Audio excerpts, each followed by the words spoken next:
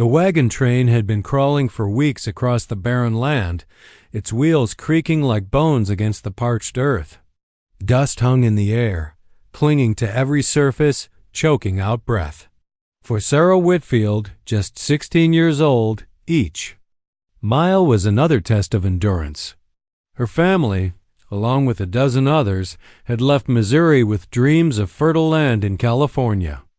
What they had found instead was hunger, thirst, and the endless hostility of the desert. Sarah had once been the brightest spark among them, her hair golden, her laughter ready, but the trail had a way of grinding the spirit down.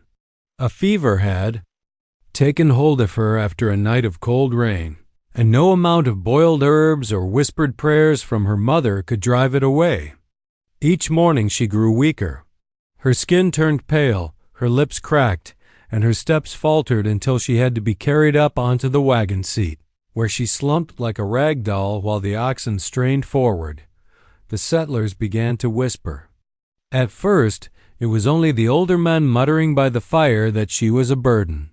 But soon the words carried among the women, too. "She'll slow us all down," one of them said. "If she dies, the stench will poison the water barrels." The words cut Sarah's mother, but she had little strength to argue. Survival on the trail was cruel arithmetic, and the weak were a liability. One evening, as the sun bled scarlet across the horizon and the desert cooled into night, a quiet council was held near the lid wagon. Sarah, half conscious, caught fragments of the conversation. She heard her father's low voice, ragged and desperate. "She is my daughter. I will not leave her." But another man, the trail captain, answered sharply, "Then you doom us all. Look at her. She can barely draw breath. If she stays, she dies anyway, and we with her. The desert does not forgive pity." The argument stretched long into the night. By dawn, a decision had been made. Sarah woke to the jostle of being lifted down from the wagon. Her fever-clouded eyes fluttered open, and she saw the great cottonwood, standing solitary in the flat plain, its roots somehow gripping into hidden water. Her father set her gently against the trunk. He tried to smile, but his lips trembled. "Rest here a while, Sarah," he whispered. We'll return for you soon." He left a canteen by her side and a scrap of bread wrapped in cloth. She wanted to cry out, to beg him not to leave, but her throat was too dry, her chest too weak. The words died inside her. Her mother kissed her forehead with a trembling hand, tears shining in her eyes. Then, with the others calling, they turned and climbed back onto the wagon. The oxen strained, the wheels groaned, and the caravan rolled forward. Sarah watched through a haze of fever as the wagons grew smaller, the figures on the seats vanishing into the mirage shimmer of the desert horizon. Soon, all she could hear was the faint rattle of chains and the distant lowing of beasts, until even that was gone. Silence. She lay back against the tree, staring up into the cottonwood's branches where the wind stirred the leaves. A hawk circled high above, its shadow flickering over her face. Sarah's lips moved in prayer, though no sound came. If this was where she was meant to die, then perhaps God would carry her home swiftly, but as the sun climbed, heat pressed down like a merciless hand. The canteen was warm against her palm, its water already dwindling. In the distance, coyotes began to yip, their cries echoing across the flats. Sarah closed her eyes, tears slipping from the corners, and whispered the only words she could manage. "Please, don't leave me here." The desert was merciless in daylight. The sun rose like a burning coin, spilling white fire over the flats. Sarah pressed her back against the cottonwood, searching for shade that grew smaller with each passing hour. Her lips were cracked, her skin flushed from fever, yet the air itself seemed to burn worse than the sickness in her blood. The canteen was her only salvation. She uncorked it with trembling hands and let a thin stream of warm water trickle over her tongue.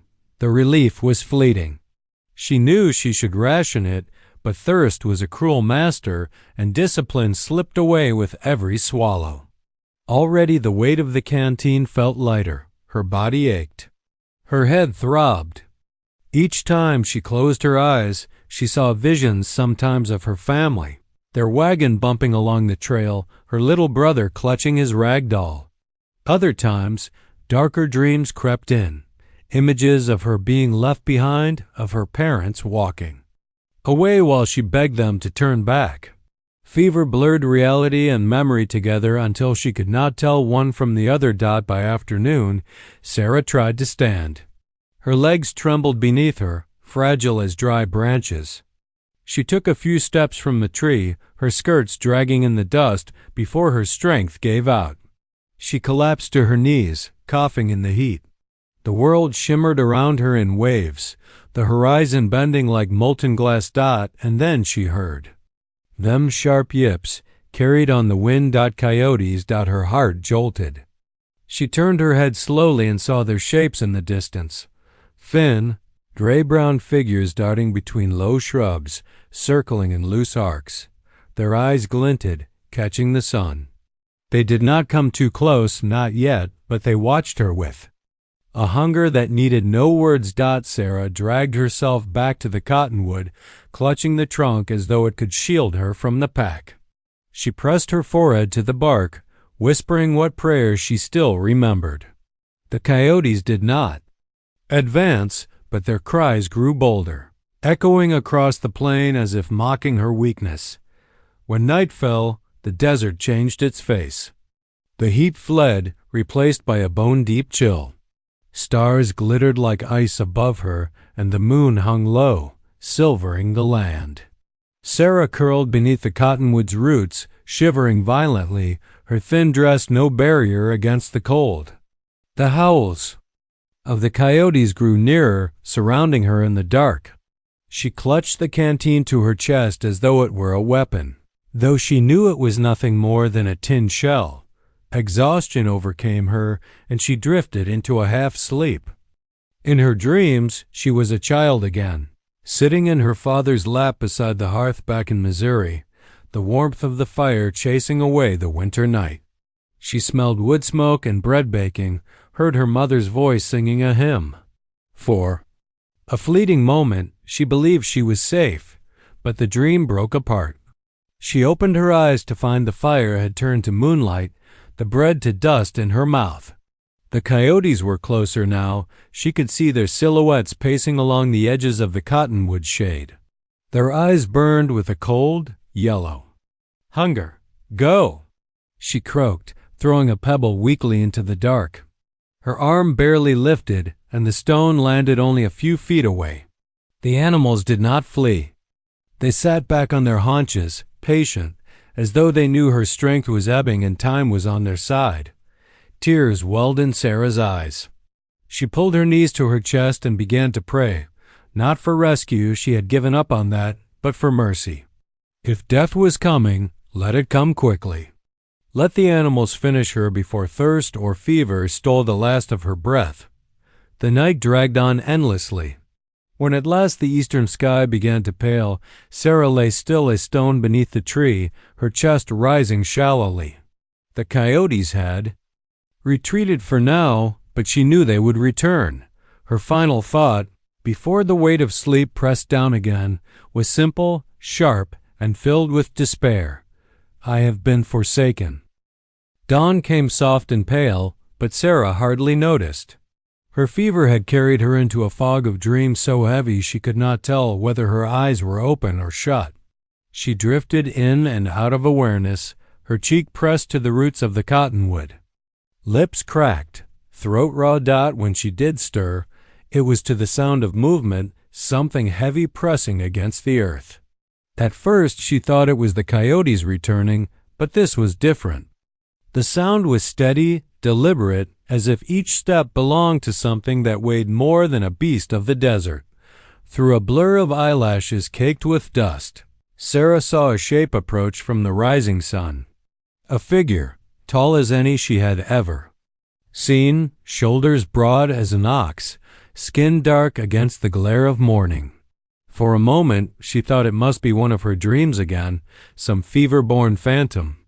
Yet as it drew nearer, she heard the creak of leather straps, the jingle of beads, and the sound of his breath, calm and deep. He stopped a few paces away, towering above her. The man was Navajo, his black hair bound with a strip of cloth, his chest bare save for necklaces of bone and turquoise. In his hand he carried a bow nearly as tall as she was, and across his back hung a quiver of long feathered arrows. His face was solemn, carved in lines of strength, but his eyes black. Steady eyes rested on her not with cruelty, but with something she had not expected. Pity-dot Sarah tried to cry out, but only a rasp came. She shrank back against the tree, her body too weak to flee, her mind caught between terror and awe. The stories she had heard from the wagon train returned at once. Tales of savages who scalped and burned, who took women as slaves. Her heart thundered in her chest, though she lacked the strength to move. The giant crouched before her, lowering himself so his shadow no longer blotted out the sun. He set aside his bow and reached for the canteen that had fallen from her hands. In the night, unscrewing the cap, he lifted it toward her lips. Sarah flinched. Yet thirst was stronger than fear. When the cool trickle of water touched her tongue, she drank greedily, choking at first, then swallowing with desperate gulps until he gently drew the canteen back. The man studied her a moment longer. Then, without a word, he slid one arm beneath her knees and the other around her back. His hands were rough but careful, like a father lifting a child. Sarah gave a weak cry of protest, but it melted into silence as he rose. Never had she imagined a man so strong. She felt as though the ground fell away beneath her, her frail body cradled easily against his chest. His stride was long, sure-footed, carrying them away from the cottonwood and into the wide desert. She tried to speak, tried to ask where he was taking her, but her words collapsed into coughs. The fever dragged her under again, and she let her head rest against his shoulder. Through half-lidded eyes, she caught glimpses of the land as they moved, red cliffs in the distance, brush scattered like islands in a sea of sand, the glint of water far off in a hidden wash. She thought she heard voices other people, perhaps, though the sound was muffled by the pounding of her own pulse. Before darkness closed over her again, she looked once more at the man carrying her. His face was unreadable, eyes fixed ahead. Yet his grip on her was steady, protective. Then everything slipped away, and Sarah surrendered to unconsciousness, not knowing if she was being carried to life or to death. When Sarah woke again, the world was different. Gone was the endless glare of desert sun and the lonely cottonwood. Instead, she found herself lying on a bed of woven mats, shaded by the overhang of a red canyon wall. The air was cooler here, carrying the faint scent of smoke, earth, and sage. For a moment she thought she had died and been carried into another world. Her body was wrapped in soft skins, far warmer than her thin calico dress had ever been. She tried to sit up, but a sharp ache forced her back down. A shadow moved beside her. The giant Navajo, the same man who had lifted her from beneath the cottonwood, was kneeling close, grinding herbs with a stone pestle. When he saw her eyes open, he dipped his head in acknowledgment but did not speak. Instead, he lifted a small clay bowl, brought it to her lips, and gestured gently for her to drink. The liquid was bitter, sharp with roots and leaves, but warmth spread through her chest as it went down.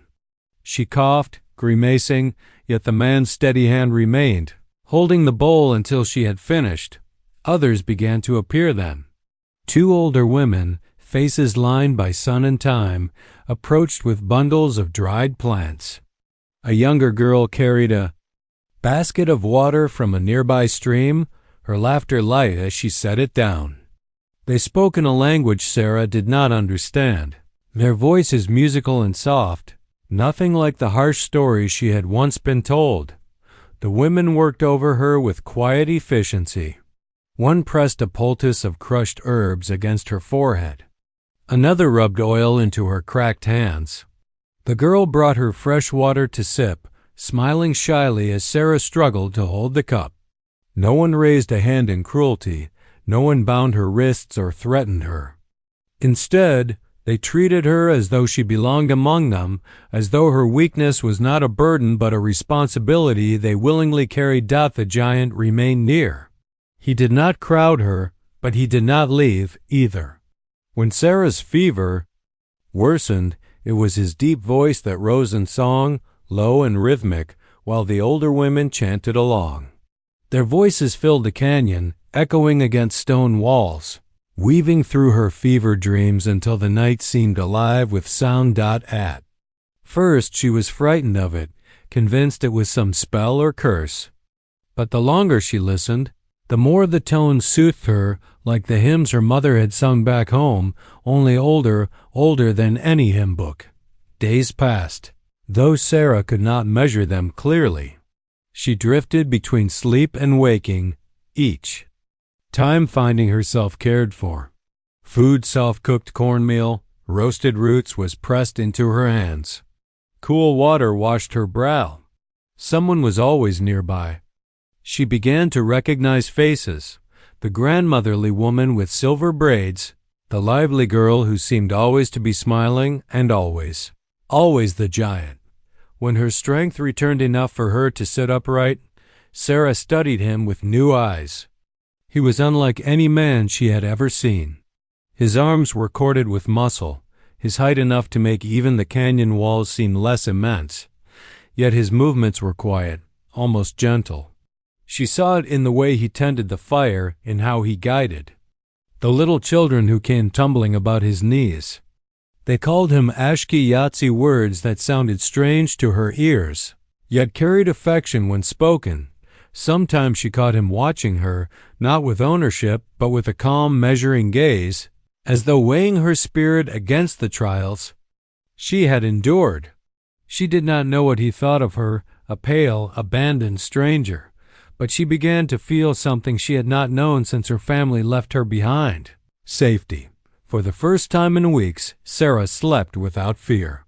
And when she woke to the red cliffs glowing in the sunrise, she realized she was no longer waiting to die.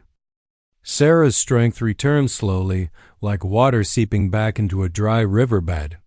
Each morning, the sun painted the canyon walls in gold, and each morning she found herself a little less weak. Though her body remained thin and her steps unsteady, she no longer felt as though she was at death's door. Life in the canyon unfolded around her, a rhythm unlike anything she had known among the settlers.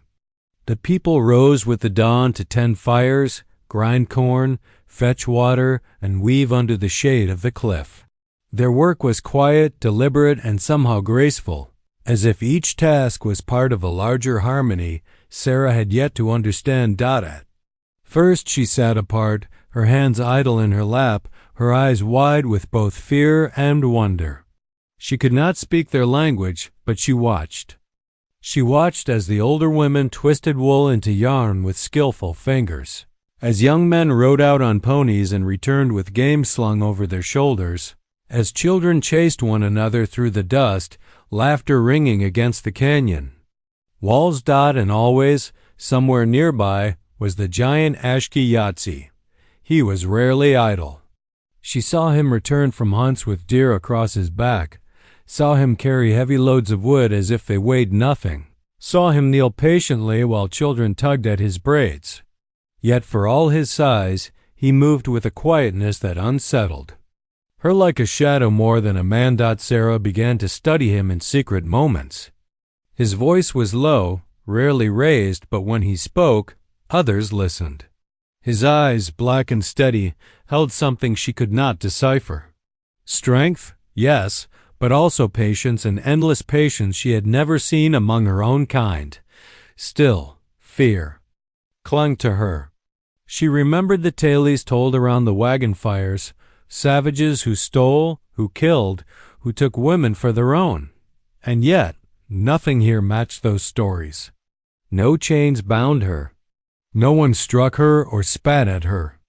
Instead, they fed her, clothed her, and treated her as though she were a wounded bird who had fluttered unexpectedly into their midst. Days bled into weeks, and Sarah's curiosity began to outgrow her fear. She ventured beyond her mat, following the young girl who had once brought her water. The girl showed her how to grind corn with a stone, laughing when Sarah's hand slipped and the kernels scattered. Another woman placed a half-finished weaving in her lap and guided her fingers over the loom. Slowly, Sarah began to take part in their daily rhythm, awkwardly at first, but each day a little more. At night, when the work was done, the people gathered by the fire. They sang songs beneath the stars, their voices carrying into the wide, open dark. Sarah did not know the words, but she listened, letting the music fill her like the hymns of home. She began to realize that perhaps these people were not the monsters she had been warned of. Perhaps they were simply different, rooted to the land in ways her own people could never understand. Yet her heart was torn. When she thought of her family, guilt rose sharp in her chest. Had they perished after leaving her? Had her little brother cried for her when the wagons rolled away? She wanted to believe they still lived, but each passing day made that hope feel thinner. And then there was Ashki. He treated her with care, never force, but his presence was constant. He was her rescuer, her protector. When he brought her food, he offered it with quiet dignity, never lingering. When her fever returned one night, he sat by the fire and sang until dawn, his deep voice carrying her through the worst of it. She could not name the feeling that grew inside her when she thought of him.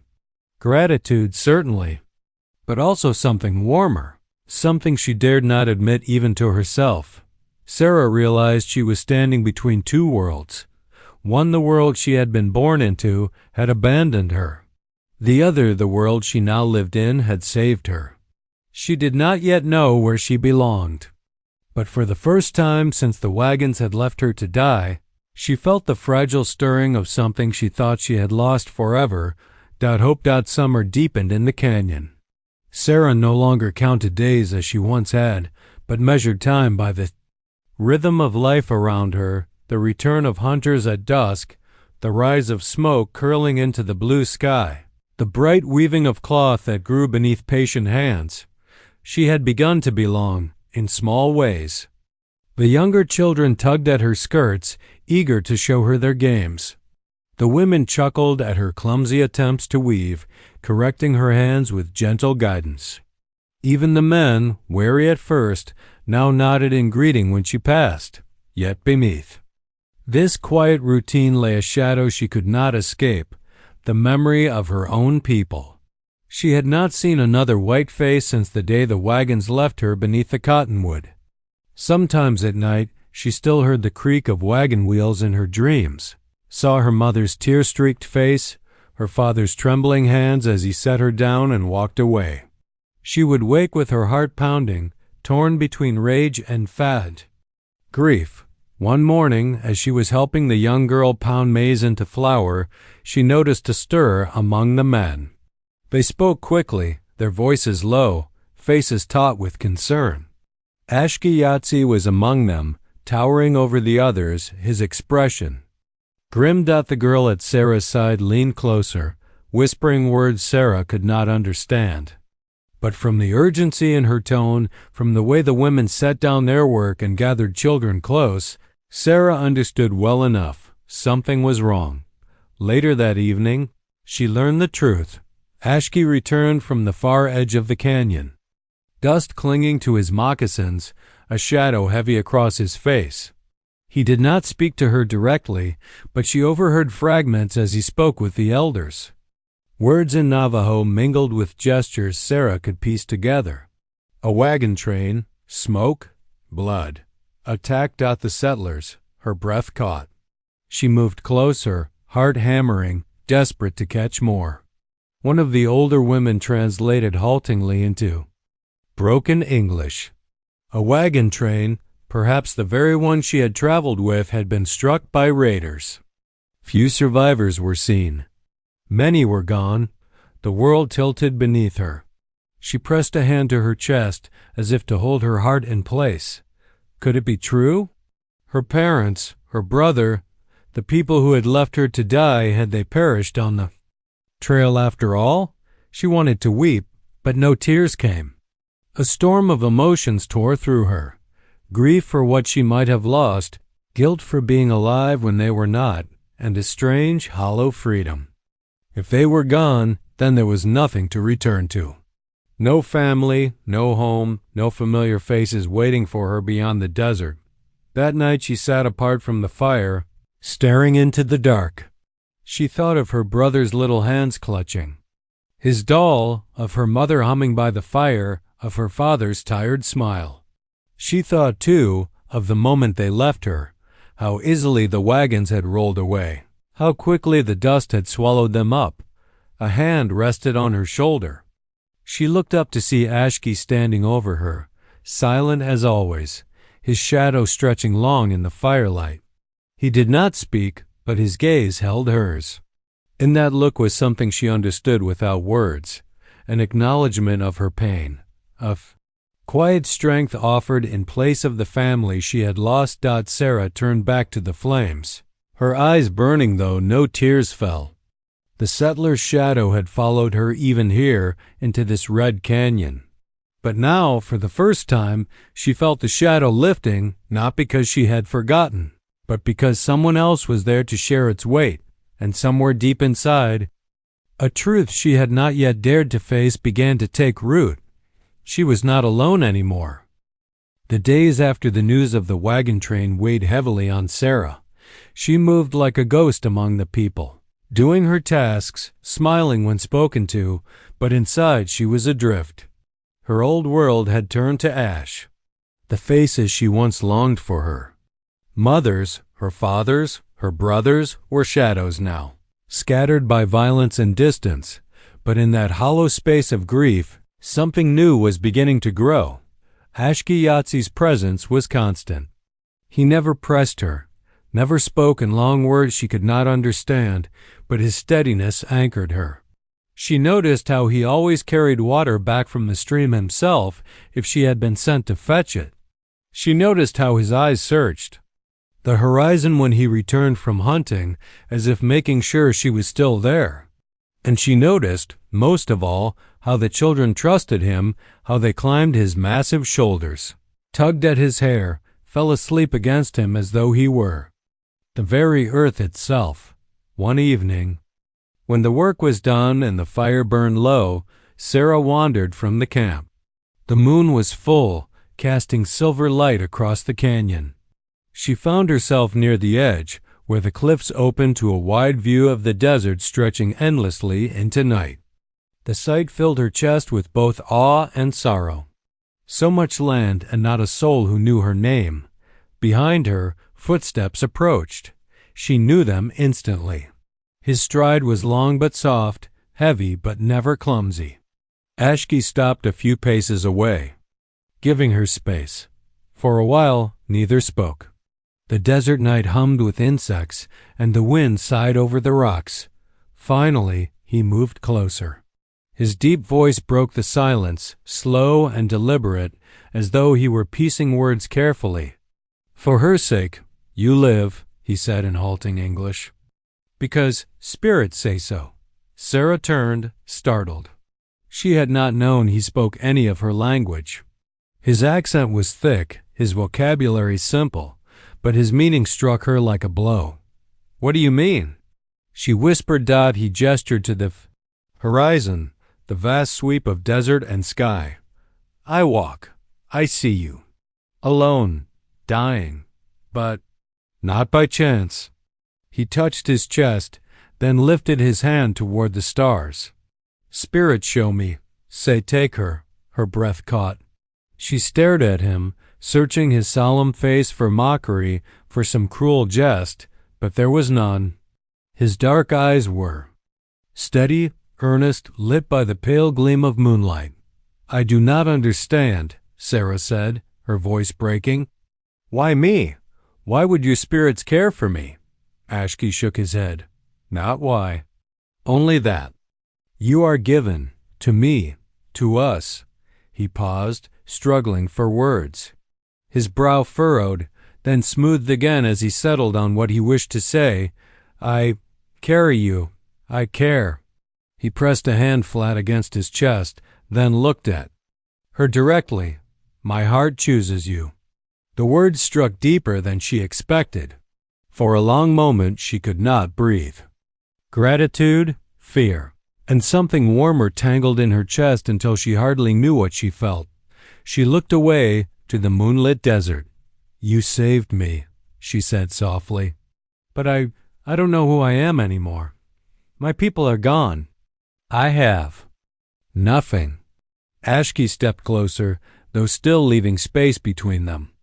You are not nothing, he said simply. The silence that followed was heavy but not uncomfortable. Sarah felt the heat of tears in her eyes, though she did not let them fall. She wanted to speak, to tell him she was afraid, that she was grateful, that she did not know how to carry the weight of what he offered. But the words tangled on her tongue. Instead, she met his gaze once more. His face was solemn, carved by hardship and strength, but his eyes held no demand. Only patience. Only the promise that he would wait for her choice. Sarah turned back to the desert, her heart pounding in her chest. For the first time since being left behind, she realized she was no longer afraid of tomorrow. The summer sun grew harsher with each passing day. The stream that ran through the canyon narrowed until its trickle was barely enough to wet the stones. Cracks split the earth, and the once green shrubs turned brittle and brown. Drought had come, and with it, hunger. Sarah saw the change in the people at once. Where laughter had once filled the evenings, now silence lingered. The women stretched their food stores thin, grinding the last of the dried corn into meal. Children whined for water, their voices weak. Even the elders' faces grew grave, their eyes heavy with worry. Ashki was among those who rode far to hunt. Many times he returned empty-handed, dust clinging to his clothes, his great shoulders slumped with exhaustion. Yet he never faltered in his duties. He carried water for the camp when the streams ran low, gathered firewood from miles away, and still found time to place food in Sarah's hands. Even if it meant less for himself, it was then that Sarah made her choice.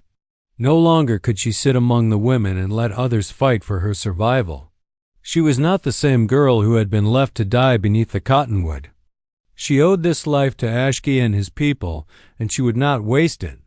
When Ashki prepared to leave one morning, bow in hand, Sarah rose to her feet.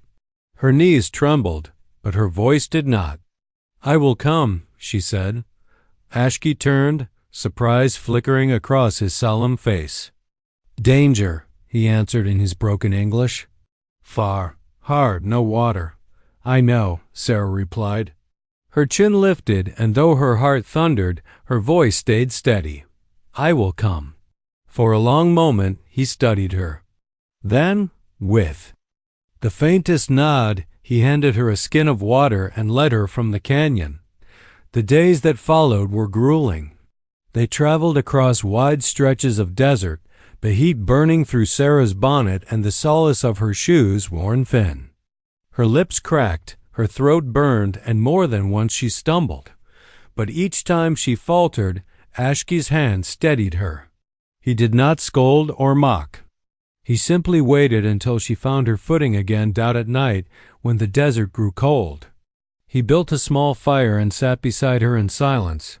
He shared his food evenly, though Sarah knew he was hungrier than he let on. She saw how he watched the horizon, alert for danger, never truly resting. One afternoon, as they climbed a ridge in search of game, Sarah's strength gave out. She collapsed onto the rocks, gasping for breath, her vision swimming. For a moment, shame flooded her. Was she truly so weak after all her promises? But Ashki knelt beside her, his face calm. He poured a trickle of water over her lips, then pressed his hand against her back until her breathing slowed. You strong, he said, his words slow and deliberate. not weak, strong, here. He touched his chest, over his heart. Sarah swallowed hard, tears stinging her eyes. For once, she believed him. On the third day, Ashki's arrow found a deer in a shaded ravine. The kill was clean, swift. Together they dressed the animal, Sarah's hands clumsy at first but steadying under his guidance. By the time they returned to the canyon, laden with meat, her body ached and her skin was burned by sun, but her spirit soared. She had done it. She had endured. The people greeted their return with relief. Fires were lit, meat was shared, and for the first time in weeks, the camp was filled with the scent of roasting venison instead of silence. That night, as Sarah lay near the fire, her muscles sore but her heart light, she caught Ashki's gaze. Across the flames, he said nothing, but his eyes held pride and something deeper, something unspoken that warmed her more than the fire ever could. In the trial of the desert, she had proved herself. And in doing so, she had drawn closer to the man who had carried her from death into life. The rains came at last. It began with a darkening sky, a low growl of thunder rolling over the cliffs. The air grew heavy, thick with the scent of wet stone before a single drop had fallen. Children rushed from their shelters, their eyes wide with excitement, pointing to the clouds as if they were a miracle. And then, as if the heavens had been holding their breath too long, the sky broke open. Rain poured in sheets, drumming against the canyon floor, cascading down red walls and silver ribbons. The dry stream bed swelled with rushing water, and the earth itself seemed to drink greedily, sighing in relief. Women lifted jars to catch the water, laughing and weeping at once. Men stood with arms outstretched, their faces tilted toward the sky. Sarah stood among them, the rain soaking her hair, her dress clinging to her thin frame. She felt alive in a way she had never known, cleansed, renewed, baptized not by a preacher's hand but by the mercy of the sky itself. The drought had tested them all, but they had endured. Together, that night, when fires burned bright again and the people gathered in celebration, Sarah sat quietly by the flames, her heart brimming with something she could no longer keep inside. She looked across the circle at Ashki. He was speaking with one of the elders, his great shoulders relaxed for the first time in weeks. Laughter rumbled low in his chest, rare and rich. She realized then that her choice had already been made. Later, when the songs began and dancers stamped their feet against the wet earth, Sarah rose and crossed to him. Ashki turned at her approach, surprise flickering in his dark eyes. She did not falter. "You saved me," she said softly, though her words were for him alone. "You carried me when no one else would. You gave me life again." He studied her, silent, his expression unreadable. The firelight carved shadows across his face. "I have no people now," she continued, her voice steady despite the pounding of her heart. "No family, no place to return to." But she drew a breath, her eyes locking with his. "If you will have me, I would choose to belong here with you." For a long moment, silence stretched between them. Then Ashki's gaze softened. He lifted one broad hand, not to seize her, but to touch his palm gently against hers. "You choose," he said simply, his English halting but clear. "Not taken, never taken. You choose." "I choose," Sarah whispered. The words seemed to ripple outward. Ashki turned, speaking to the elders. They listened, their eyes settling on her with a weight that made her chest tighten.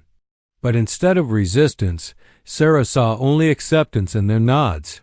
A space was cleared near the fire. The women brought woven blankets and painted bowls. The men sang deep, rhythmic songs that echoed into the canyon walls. Sarah's heart trembled as she stood before them all, the fire's glow warming her face. Ashki placed a strand of turquoise beads around her neck, his hand steady though. His eyes burned with something fierce and tender. One of the elders sprinkled corn pollen at their feet, murmuring words Sarah could not understand but felt deep in her soul. The ceremony was simple, without the pomp of white weddings she had once imagined. Yet it was more profound than anything she had dreamed. Here there were no vows spoken from a book, no preacher to bind them, no witnesses with judgment in their eyes. Only the canyon, the people, the fire, and the man whose hand now closed around. Hers with unshakable certainty. When it was done, the people cheered, laughter rising to the stars. Children danced around them, women sang, and Sarah felt a joy that swelled like the rushing streams after rain. She looked up at Ashki, the giant, who had saved her, and saw not just her rescuer, but her husband. No longer was she the abandoned girl left to die beneath a cottonwood tree. She was a wife, a partner, part of something larger than herself, and for the first time, she belonged. Years passed, and the girl who had once been left to die beneath a lone cottonwood was no longer the pale, frail thing she had been. Sarah Whitfield had become a woman of the canyon, her skin bronzed by sun, her hands calloused by labor, her heart bound to the land and the people who had taken her in. She and Ashki built their life together in the rhythm of the seasons. They planted corn and beans when the rains came, hunted deer in the autumn, and told stories by the fire when snow dusted the red cliffs. The people called her Asta We Bahiji, the woman who was returned. What had begun as pity had grown into respect, for Sarah had proven herself time and again. She worked, she endured, she gave more than she took in time. Children came strong, tall, with their father's dark eyes and their mother's golden hair. They ran wild through the canyon, their laughter echoing against the stone walls. Sarah watched them grow with a heart that often ached, not from sorrow but from awe. She had thought herself destined for death, abandoned and forgotten. Instead, she had been given life she never dared dream of. Travelers sometimes passed near the canyon. Trappers, soldiers, wandering settlers, men hardened by the frontier. They carried stories back with them, whispers of a strange woman who lived among the Navajo, a white woman with hair like wheat who walked beside a man of immense size. Some said she had been stolen. Others swore she had chosen to stay. A few, awed by the sight of her tall children, claimed she must be a ghost, a spirit of the desert disguised in human form. Sarah paid no mind to the tales. Let them speak. Her truth lay not in the mouths of strangers, but in the life she had built. At times, when the moon was full and the canyon lay silver and still, she would think back to that day under the cottonwood, the fever, the thirst, the circling coyotes. She remembered the terror of being left, the crushing despair as the wagons rolled away. Those memories still hurt, but the hurt no longer hollowed her out. Instead, it reminded her of the path she had walked and how far she had come. Never let her forget either. Sometimes, when the children were asleep and the fire had burned low, he would take her hand in his and say, in his careful English, "Spirits bring you. To me, to us, always met." And Sarah would smile, her heart swelling with the truth she now knew. Perhaps it was chance, perhaps it was fate, but it had been no accident that he found her. One spring morning, many years after the day she was left behind, Sarah climbed with her children to the high ridge above the canyon. The land stretched wide before them, endless and wild, as untamed as the day she first crossed it in a wagon. Her eldest son asked, "Mother, where did you come from before here?" Sarah gazed out over the horizon, her eyes following the distant line of desert and sky. She thought of wagons of dust, of her family's faces fading into the past. Then she looked back at the canyon, at the red stone that cradled her life, at the people who had become her family. "I came from a place that no longer exists," she said gently. She placed her hand on the boy's shoulder, her voice firm. "This is my home now. This has always been where I was meant to be." The children nodded, accepting her words without question. To them, there was no other truth. And so the story of the girl left to die became the story of the woman who lived. Not by the mercy of the settlers who abandoned her, but by the strength of a giant who carried her into a new world, and by the ting.